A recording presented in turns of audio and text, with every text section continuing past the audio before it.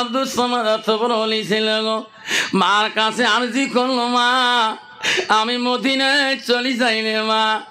মা বলছে আব্দুল সামাদ মদিনায় কেন যাও, কি করবা তুমি? মা আমি এলেম শিখালি মা, মা তোর হক আদায় করতে পারি নাই, মা আমার ইনকাম নাই, মা মদিনায় যাই রে মা, মদিনায় যাইলেন প্রসার করব। বাবা কেমন করে এলেন প্রসার করবা? ও মা মদিনায় হাজিরা হজ করতে যায়া উট কুরবানি দেয় মা, দুম্বা কুরবানি দেয় মা, আমি সেই জায়গায় এলেনটা ক্ষয় করব। মা হাজিরা জানো ধরো না, তোফা দিবে রে মা, তাই আনি তোমাকে আমি খাওয়াবো। নাই থাকবে বাবা। ছেলেকে বলছে বাবা আব্দুল সামাদ তুমি যদি মদিনায় যাও বেশি দিন থাকিও না, তুমি আমার একটা কলিজের টুকরা, তুমি বেশি দিন থাকলে আমি মা বড় কষ্ট পাই। কন্ত বাবা ছেলে যদি আদরে একটা ছেলে হয়, যদি বিদেশে পড়াশুনো করতে যায় সেই মাটা ছটপট করে থাকে, যেরকম ঠিক না বেঠি। আব্দুল সামাদ মদিনায় গেলেন, উট কুরবানি করে, দুম্বা কুরবানি করে, গায়ে মাথা রক্ত রক্তিত হয়ে যায়। 3 দিন 4 দিনের পরে মার কথাটা মনে পড়ে যায়, আমি আমার মার একটা ছেলে রে, মা আমাকে বলি দিছে রে সোনা বেশি দিন মদিনায় থাকিস, আমি মা বড় কষ্ট পাবো। আব্দুল সামাদ ওই রক্ত মাখা শরীর নিয়ে, হাতে দুজানি শুনি নিয়ে, ওই ঝুলার মধ্যে নিয়ে মা কথা স্মরণ করি বাড়ি মুখে রওনা হয়ে গেলেন। আস্তে আস্তে রে কিছু দূর আসিলেন, দিন চলে গেলেন, এখনো বাড়ি পৌঁছে নাই। এমন সময় ঈশান নামাজের টাইম হয়ে গেলেন, আরো দিন লাগবে গো। আব্দুল সামাদ ঈশানে আজান কানের মধ্যে পায়, আল্লাহু আকবার আল্লাহু আকবার। আব্দুল সামাদ মনে করলো সামনে মসজিদ আছে রে, আমি ঈশান নামাজটা জামাতেই পড়ে নেবে গো, কারণ সারাদিনে আমি জামাতে নামাজ পড়তে পারি নাই, ঈশান নামাজটা জামাতে পড়ে নেব। আব্দুল সামাদ দ্রুত বেগে গেলে, সামনে আজান দিয়েছে, মনে হয় মসজিদ সামনে আছে, আমি একটু জোরে গেলে নামাজটা পড়তে পারবো। আব্বা যেন আমার শোনার জানে না, আমার আব্বারা শোনার মানিক চামড়া, আমার আব্বারে আমি বড় কষ্টজনক, আব্বারা আপনারা কেউ যাবেন না, আব্বা কেউ যাবেন না বাবা, মাত্র 10-15 মিনিট। কষ্ট হবে, কষ্ট হবে, কার কার হবে না হাত তুলে দেখায়, তকবীর লাগায়, নাই থাকবে। আব্দুল সামাদ রাস্তায় ঈশান নামাজ পড়ার জন্য পাগল হয়ে গেলেন, দ্রুত বেগে দৌড় মারলেন, সামনে মসজিদ আছে নাকি। যেতে যেতে যেয়া দেখে মসজিদ সামনে, উনিও মসজিদের বারান্দায় পৌঁছে গেলেন, জামাত শেষ হয়ে গেলেন। আল্লাহ আশা করলাম জামাতে নামাজ পড়বো, নামাজ শেষ হয়ে গেল। আল্লাহ নামাজ তো পড়তে হবে, যাই মোত্তাকিন আল্লাহওয়ালা তার নামাজ পড়তে হবে। আব্দুল সামাদ একাই নামাজ পড়ার জন্যে উজুখানায় চলে গেলেন, গ্রামের মানুষ নামাজ পড়ি বাড়ির দিকে চলে গেলেন। আব্দুল সামাদ উজু হাত দিয়ে উজু করতেছে, এমন সময় একটা অদ্ভুত চিক্কুর মসজিদের পিছনে চিক্কু দেয়, কে গো আমাকে বাঁচান, আমাকে বাঁচান, আমাকে বাঁচান। আব্দুল সামাদ বলে রে কে রে, মসজিদের পিছনে কে রে চিক্কু দেয়? সব মানুষ তো বাড়ির দিকে চলে গেল। ওই উজু করিয়া আব্দুল সামাদ আদা উজু বানাইয়া মসজিদের পিছনে চলে গেলেন, যে দেখে একটা মানুষ ওই ঘোড়ার পিষ্টে চড়িয়া আর একটা মানুষকে, নিঃস মানুষটাকে ওই ছুরি দিয়ে জবাই করতেছে। আব্দুল সামাদ বলেন ভাই মানুষটা অন্যায় করিস না রে ভাই, ভাই তোর পাপ হয়ে যাবে রে ভাই, ভাই তোর গুনাহ হয়ে যাবে। বলতে নাই বলতে ওই দুষ্ট মানুষটা, ওই মানুষটা খুন করে পালে গেলেন।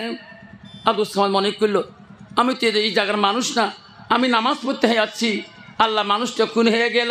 আল্লাহ গ্রামের মানুষ জানি কি না, সবাইকে ডাকা শুরু করলো, ভাই তোরা আসেন, ভাইটা কোন মানুষ খুন হয়ে গেল। সবাই গ্রামের মানুষ আসলেন, আসি দেখে লোকটা চিক্কুর দেয় কেন? আরে যাই চিক্কুর দেয়, তার হাতে একটা দুধারি ছুরি, রক্ত মাখা, গায়ে মাথায় রক্তর দাগ, ঝোলাটাও রক্ত মাখা। এই যুবক, তুমি লোকটাকে মারি দিলি, তুমি আমার এই মহৎ মানুষটাকে মারি দিলি। কইছে না না, আমি একজন কসাই, আমি দুম্বা কুরবানি করি, আমি উট কুরবানি করি, আমি মদিনা থেকে আসিয়েছি। কেউ বিশ্বাস করে না, মারা শুরু করে দিল। মারিতে মারিতে রে আব্দুল সামাদকে মসজিদের বানায় সবাই দুর্বল বানিয়ে দিল, মাটির সাথে দুর্বল বানিয়ে দিল। সবারই কাছে হাত জোর করে পা ধরে কান্দি, বলে ভাই রে আমাকে মারবেন না ভাই, আমি খুনি না, আমি খুনি না।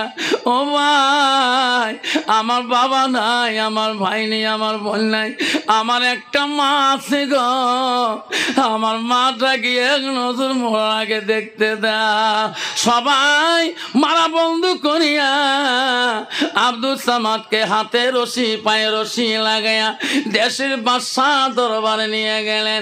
বাদশাহ বললেন এত মারছেন কেন? ও মহারাজ, ইনি একজন খুনি, ইনি একজন মানুষকে খুন করে।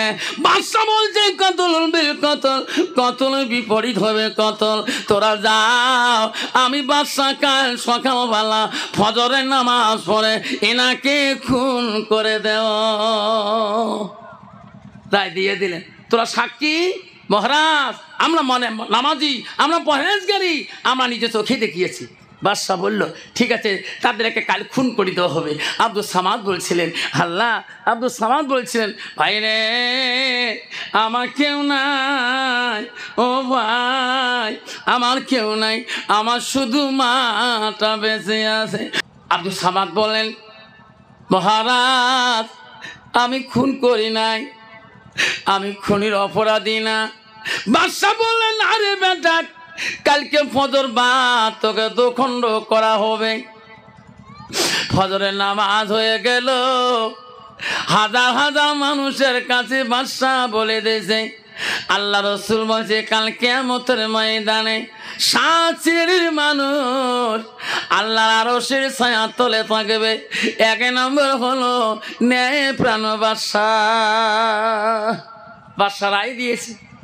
সকালবেলা বাদশাহ বলে মন্ত্রী নিয়ে যাও, ওই যে যুবকটা কিছুক্ষণ পরে মৃত্যুদণ্ড দেওয়া হবে, ওই যুবকটা বলো তিনি কি খাবে, কি বা বলতে যাবে, যা বলবে যা করবে মানা হবে, তারপরে মৃত্যুদণ্ড দেওয়া হবে। মন্ত্রী বলল যুবক রে বাদশার আইন হয়ে গেল, তুমি কি খাবা, কি চাও তুমি? আব্দুল সামাদ কাঁদি কাঁদি বলল তিনি আমি কিছু খাইতে চাই না, আমি কিছুই বলতে চাই না, আমি বাঁচতেও চাই না, আমি মৃত্যু হইতে চাই। ও তিনি বাদশাকে বলবেন কি আমার পৃথিবীর আপনজন কেউ নাই, আমার ভাই নাই, আমার বোন নাই, আমার আব্বা নাই, শুধু আমার মাটা আছে রে মন্ত্রী। আমার মৃত্যুর আগে বাদশা যদি একবার আমার মাটাকে দেখতে দেয় আমার মনটা বড় খুশি হয়ে যাবে। মন্ত্রী বলল মহারাজ, ওই যুব আব্দুল সামাদ বলল উনি খাইতে চায় না, মৃত্যু তো ভয় খায় না, ওনার একটা আর্জি আপেল কি ইনার মরণের আগে তার মাটাকে এক নজর দেখতে চায়। বাদশাহ বলল নিয়ে যাও, মরণের আগে তার মাটার সঙ্গে একবার সাক্ষাৎ করে দাও। বাদশার মন্ত্রী সেনাবাহিনীরা আব্দুল সামাদকে রশি লাগিয়ে কোমরের শিকল লাগিয়ে নিয়ে গেলেন। সকালবেলা ফজরে নামাজের আগে তার মা নিজের মার বাড়িতে নিজের বাড়িতে পৌঁছে গেলেন। মা ফজরের নামাজ পড়ে দোয়া করতেছিলেন। আব্দুল সামাদ বারান্দার থেকে ডাক মারে, মা গো, ও সোনা মা, কেমন দোয়া করো রে মা, আমি বিনা মাদারে আমি খুনি আসামি হয়ে গেলাম। মা বলছে আল্লাহ আমার সন্তান তো মদিনায় গেছে উট কুরবানি করতে, দুম্বা কুরবানি করতে, ছেলের ডাক কেন ডাকে? এটা তো আমার ছেলের ডাক হতে পারে না, আমার ছেলে তো মদিনায় গিয়েছে। মা নামাজ শেষ করি দোয়া করে দরজা খুলে দেখে ওনারে ছেলে আব্দুল সামাদ কোমরে রশি পায়ে শিকল লাগা, মাথা বেড়ে গেছে, রক্ত কপাল দিয়ে পড়তেছে। মা শিকর দিয়ে বলল, মানিক রে, তোমাকে আমি এত বড় আলেম বানাইলাম বাবা, তুমি না মদিনায় গিয়েছো, তোর কপাল কেন পাটা, হাতে কেন রশি, কোমরে কেন শিকল? ছেলে বলছে, মা তুমি কেমন দোয়া করো রে মা, বিনা মার্ডারে আমি খুনির আসামি হয়ে গেলাম। আব্বা, মা আমাকে মাফ করে দাও, বাদশা নাই বিচার, আমার খুন করে দিবে মা। মা আমি তোর বুকে দুধ খেয়েছি মা, তোর পা দুইটা ধরি বলে মা। মা বলে, বাবা পা ছাড়ি দে রে, সত্যই যদি খুন করছো খুনের বদলা পাবে, আর যদি খুন করো না আমি মা দোয়া করবো রে সোনা। দেশের বাদশা কেন, বাদশা মন্ত্রী কেন, কেউ তো খুন করতে পারবে না। মা দেখে জিনিস এই বিশাল ভুবনে,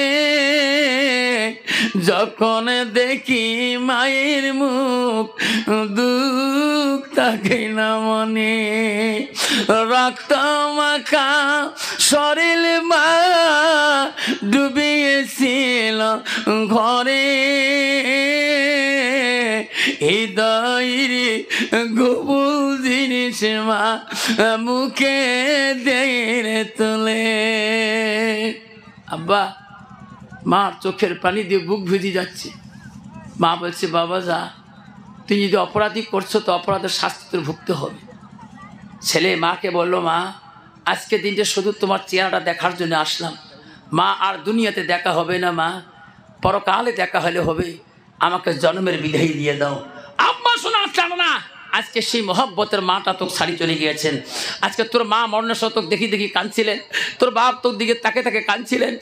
আব্দুল সামাদের কাছে বাদশা যখন গেলেন, ছুটিতে নিয়ে গেলেন, দেশের মানুষ কান্দে, আল্লাহ আমার বাদশা তো ন্যায় বিচার করবে, আমার বাদশা ন্যায় বিচারক, তরবারটা নিয়ে তার কল্লার মধ্যে ফাড় কাটি দিবে, দুখণ্ড করে দিবেন। আব্দুল সামাদ বলছে, আল্লাহ আমি তোর নজরে কিন্তু খুনি না। বাদশা ছুরিটা ছাড়িয়ে দেবে, ছাড়িয়ে দিয়ে দিল। এমন সময় বাদশা পিছন থেকে কে বা দৌড়ি আসিয়া বাদশাহ তরোয়ালটা আটক করে দিল, বাদশাহ তরোয়ালটা আপস করে কাড়ে নিল। সুবহানাল্লাহ। বাদশা দেখি হাতে তরোয়াল নাই, কে আমার হাতে তরোয়াল নিল? পিছনে দাঁড়িয়ে দেখে একটা মানুষ ঘোড়ার পৃষ্ঠে বসি, আমার তরোয়ালটা ওনার হাতে আছে। বাদশা বলো, এই বেঈমান, আমার তরোয়াল তুমি নিলি কেন? আমি একজন খুনির আসামি হত্যা করবো।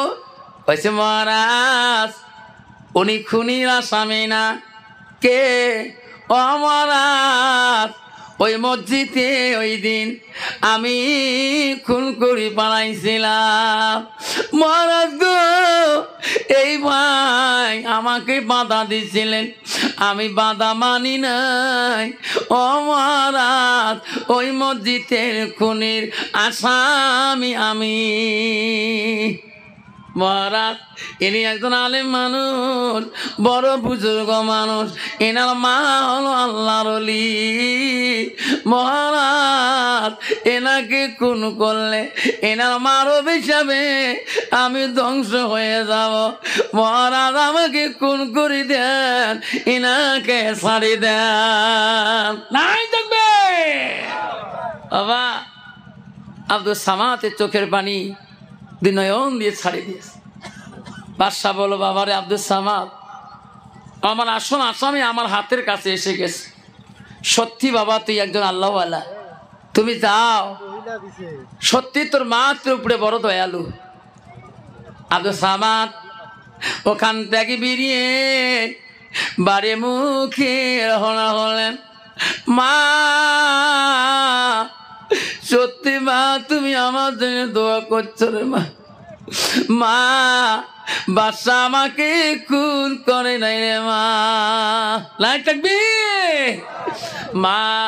ও মা গো মা, তুমি সত্যি মা দোয়া করছো। আবারে মার দোয়া বিফলে যাবে না সোনা। মার দোয়া পৃথিবীর বুকে মা বাবার দোয়ার মতন পৃথিবীতে কারো দোয়া হইতে পারে না। এই মা যদি আশীর্বাদ দেয় পৃথিবীর কোনো দুশ্মন তোমাকে ক্ষতি করতে পারবে না। মা বাবা যদি আশীর্বাদ দেয় পৃথিবীতে তো কেউ অন্যায় করতে পারবে না। আর যদি মা বাবার অভিশাপ নাও, যত কোটি টাকার মালিক হও না কেন, আল্লাহ তোকে যে কোনো বুদ্ধি করে পাকড়ে নিয়ে নেবে। এই জন্য বাবা আমার আব্দুল সামাদ মার আশীর্বাদ নিয়ে চলে গেছিলেন। মা বলছে, বেটা যদি তুমি খুন করছো খুনের বদলা পাবি, আর যদি খুন করো নাই কেউ ক্ষতি করতে পারবে না।